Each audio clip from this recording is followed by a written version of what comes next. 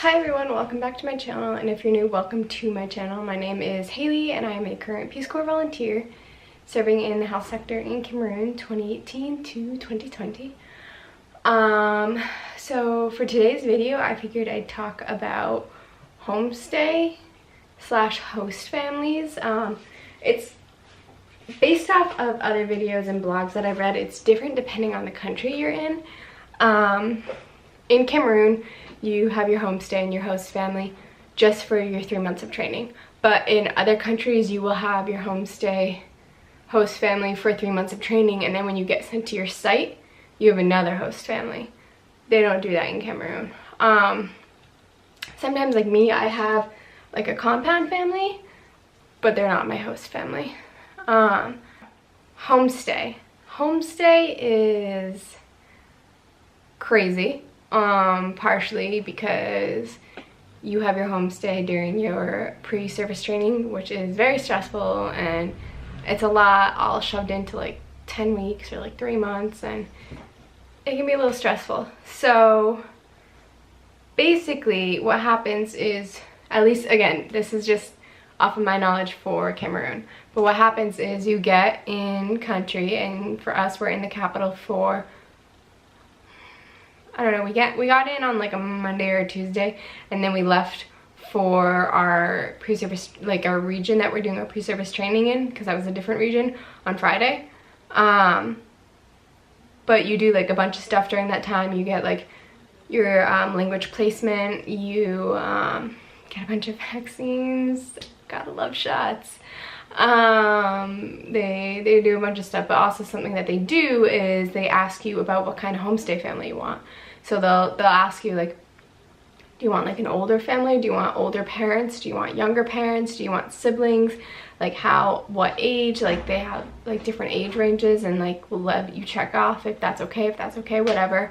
And I think they try to match you up to what you want, but I also think sometimes either they don't listen or they want to put you out of your comfort zone. Because like I had a friend who like asked for, like, said whatever, like for kids, whatever, like any age doesn't matter, like whatever, and she got hardly any kids, and the kids were older and her family was older and stuff. Then I have another friend who said, I don't want any kids at all, like older siblings are okay, but like 20s and older are okay, but I don't want any kids.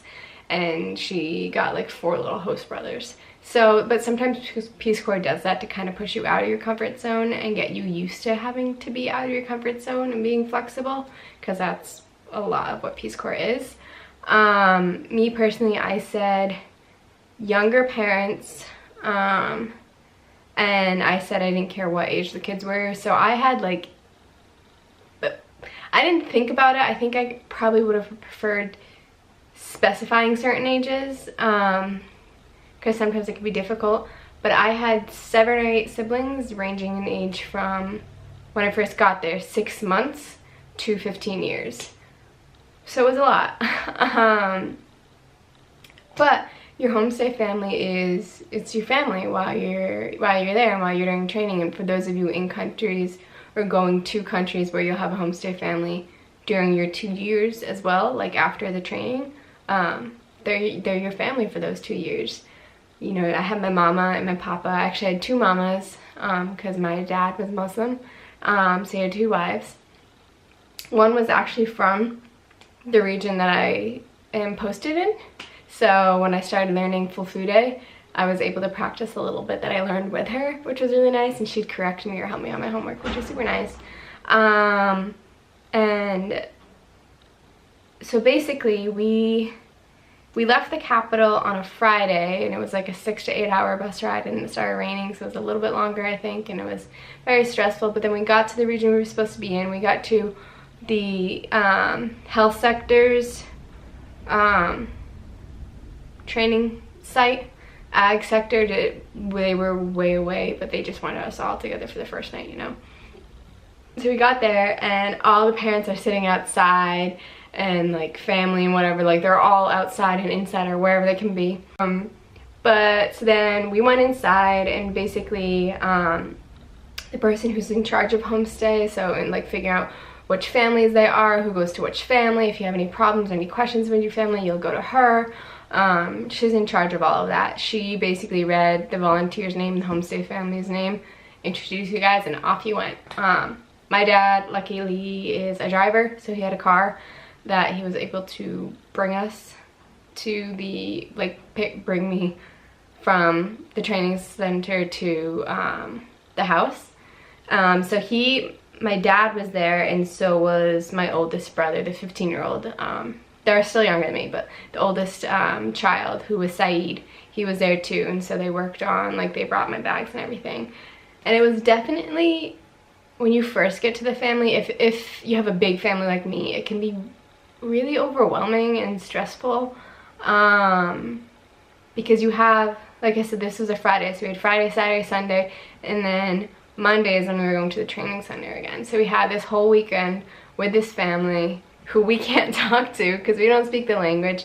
Luckily, my host dad spoke a little bit of Pidgin, so he had some English, and at that time, I don't know if it was his brother or if it was his friend or what, but someone was staying at the house too, and he spoke English as well. He spoke more than my homestay dad did, but not a lot. But I was able to converse a little bit, which was nice, because other than that, like, it was stressful. I knew a little bit of French coming in, which is a requirement for Peace Corps Cameroon, so I understood a little bit of what they were saying. Not a lot, just a little. Like when they were asking if I like fish, like when I first got home, they showed me the room, they put everything in, they set everything up for me. My homestay dad's like, keep the window shut, like it keeps the mosquitoes out. They're showing me around, all the siblings come, there's like family friends who are over and neighbors who are over, and everyone's greeting me and like, hi, welcome, which is super nice. Just, it's a lot, it's stressful. We've been on a bus for like 6 or 8 hours, I was tired. And then they were like, you like fish, right? And I was like, oh, actually, like, I don't like fish, because I don't do well with fish. Me and fish don't get along. They asked me that like 5 or 6 times until eventually I was like, yep, I love fish. So fish and couscous is what was for dinner, but not like the American couscous that you think of, like rice type stuff. It's more like, I think in America they call it fufu, but like you pull it off with your hands and you dip it in the sauce, or like get some meat or whatever and you eat it like that. So that was for dinner, and I like ate like a little bit of it. I was like, you know, like I'm tired, like I couldn't figure out how to say that I was full and then I was tired. So je suis rassasiée is I'm full, and that's like the first like full out thing that I learned in French, so I could say it to them, because they're like so concerned. They want to make sure like that we don't lose weight, and like in Cameroon it's like the bigger you are, like the better it is, and it's similar to like way back when like the heavier you were, like it obviously, it showed that you had more money because you were able to buy the food that you needed and all that stuff. But like it's a good thing. So I also got called fat like my first day there, so that was definitely different. But yeah, so then you had the weekend where they kind of showed you around a little bit, introduced you to some people, started teaching you kind of how to do things. So it's like you come to this new country and you have this family who basically you're their child, but not only are you're their child, but you're like their little child, because your language is like, my language was probably at like Myra's level at that point. Well, not even, maybe Ryan's level. Ryan was like my 4-year-old brother. Myra was my 2-year-old sister.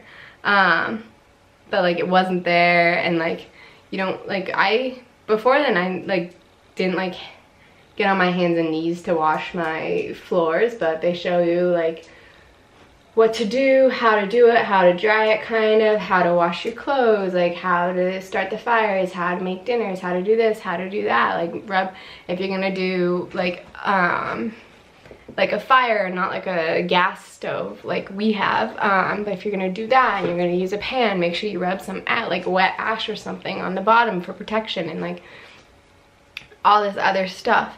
And they're there for you, but like I said, it can be really overwhelming. Like at first, like the first 3 or 4 weeks, I felt so lonely and like just isolated, because I couldn't, at that point I still couldn't really speak too much, and you know, I have my homestay mom trying to talk to me. I'm like I don't know what you're saying. Like I don't understand it. And she says it over and over, and then the kids all jump in and are yelling in my ear saying it over and over. I'm like, I know you want me to understand what you're saying, but like, no matter how much you yell or how loud you yell, I don't get it. It definitely took a while, and I'm not gonna lie, at first I definitely had difficulties with my homestay family, and I was like, okay, maybe like this isn't it for me, like this family or whatever, because I also got compared a lot to the previous volunteer, which happens. And they're like, you're very quiet, you're very like calm and timid, well not timid, but like calm and quiet and all this other stuff. I'm like, yeah, well I am, that's me. Which is very different, I think, within the Cameroonian culture, like having people like that. But I talked to like my homestay person who was in charge, and like we talked about it before, how I was having issues kind of, and she was like, you know, I think that you are a quiet person, which is different, so I think part of the reason why they're not comparing you to Sarah, because in the culture, like, you know how like when you're in America you get compared to someone and like it's not a good thing. But here it's not like they're trying to compare you, they're like trying to push you out of your shell. Which still took a little while for me to get used to, and every once in a while, like it slowly died down, them comparing me to Sarah, but every once in a while it did happen. And like I said, it took a while, but once I could communicate more, like I felt a lot closer to my host mom and my host dad. My host siblings, the sibling I was closest to was probably Zaina, which is my 12-year-old sister. She would help me, like she showed me first how to wash my floors, and she would help me when I had to wash my clothes and all that stuff, and she'd help me go get water. She always wanted to play with my hair, and like she was a sweetheart. And then after that, I was originally probably closest to my host dad. I think it's because I just wasn't as stressed with him as I was with my host mom. Because I didn't see him as much. But even they were all really, really nice, and they're there for you.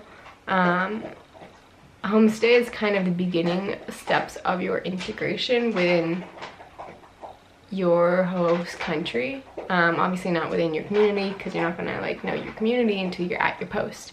But it's the beginning steps of your integration into, for me, Cameroon. It's, you know, learning how they survive, kind of. Like, we had electricity, which was nice, but it went out a lot. I learned like different foods, and I learned how to make it. My host mom loved putting peppers and everything. Especially like she would put peppers in something, like a lot of peppers, and then have me try it because she knows I hate peppers. So there's like this traditional dish called indole, and it's basically like there's a lot of like leafy greens in it and some other stuff as well. But she was like, you're gonna try this, and I was like, Mama, I saw you put all those peppers in it, and she grins, and she's like, no, you're gonna try it. And so like she put the smallest amount, and then she was like, make sure you have your water with you. And I was like, okay. So I tried a little bit, and then I was like, oh yeah, no, like I need water, and everyone starts cracking up because they all know that like I don't like a lot of peppers, and she put a ton in, and the peppers are really hot. But like I said, like it took a while to get close to my homestay family, but I did eventually. And like everyone always went, I think a lot of, well, not everyone, I think a lot of volunteers after training like was done for the day, they'd go out to the bar and drink, to hang out and like de-stress and everything. I always went straight home. A couple reasons for that were we had to be home anyways by 7, so we got out of training at 5 and we had to be home by 7. And my homestay mama, like was it the first night? I don't know, was it within the first week? There was like one time I didn't get home until like almost 7:15 because it was raining and it was dark, and it was like walking home, it was not easy because it was a lot. And she was freaking out because I wasn't home yet. So I just always started coming home like immediately. Like I did it before, but like immediately after I would go home. I wouldn't go out. She'd prefer me home before it was dark, and it like gave me time to like work on homework and get help from them on homework and kind of bond with the family a little bit. And I definitely recommend during homestay, like trying to do stuff with your family. I wish I did more than I did. But like I went to the market with my mama, which was fun.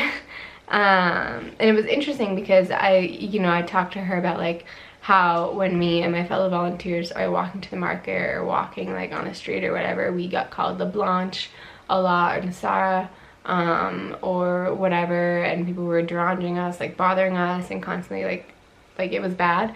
And she's like, no, it's not like that. And then like she walked to and from the market with me once, and like it happened, and she was like, I was like, yeah, like I told you. And she was like, oh wow, okay. Going to get water with the kids was fun. Like my first day, yeah, so we got in Friday, and then Saturday I went with the kids to go get water. And so I went with Saeed, the 15-year-old, Zaina, the 12-year-old, and then I went with Ryan, the 4-year-old, and the other little boy, and I can't remember his name. But it's only because I could never, like, I always got the pronunciation wrong, so I could never remember it. But he was like 7 or, no, I think he was like 6. He was like 6. And so we went down and they got water, and while they were down there, they like cleaned my feet. I could have done it, but they cleaned my feet, because it's very important to have like clean feet and clean shoes in the Cameroonian culture. And I think part of that just has to also do with the Islam culture, but I don't know too much about Islam culture, so I don't know for sure. And then while we were down at that little area, it was kind of like a little, like, it was a part of a river or a stream or something, but it was like a little opening. And so we walked all the way down there, and then, oh yeah, and then the 2 little boys, like, Zaina washed the 2 little boys, and so washed their clothes. So then walking back, they were both naked. One was holding one hand and one was holding the other, and we were walking down. They didn't even notice that we passed actually one of the language trainers, who would later become my favorite language trainer. But I didn't realize until like we were talking once. She's like, no, I saw you the first day with the 2 little naked boys. I was like, oh yeah, that was me. But spending time with family, even like just washing clothes or watching how they watching how they wash things, or watching how they do things, watching how mama cooks things, spending time with Zaina and like her friends, or like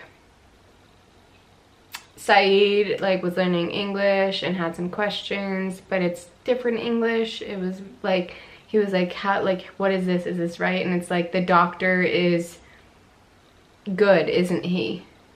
I don't know, the construction worker is strong, isn't he? And stuff like that. So it was a little difficult, and I was like, I can try.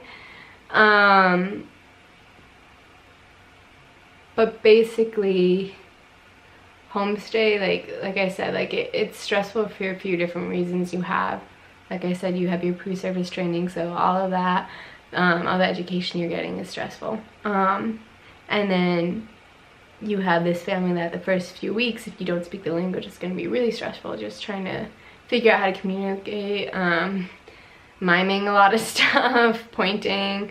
Like one of the few things I knew how to say was qu'est-ce que c'est, so I would like point at something when I was walking with Zane and be like, qu'est-ce que c'est, and like she'd just say it in French for me, and I'd be like, okay. But like I said, I ended up loving my homestay family. I know other people had a lot of difficulty, like more difficulty with their homestay family than I did. I was also the 3rd volunteer that my homestay family has had, so they kind of understood more, like the American culture. And it was like, it was really sad to leave them. I remember the last week or 2 weeks, I was talking to my mama, and she's like, Haley, you're not leaving. And I was like, I have to. She's like, no, you're gonna stay for your 2 years. And I'm like, no, I have to go.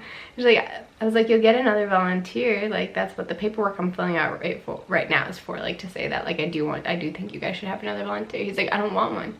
She's like, if we get one, then that person has to stay for the full 2 years, but I don't want one, I just want you. And I was like, oh, like, and that was like a big moment for me, because up until then, like, because like I said, they kept comparing me, so I felt like maybe they didn't like me.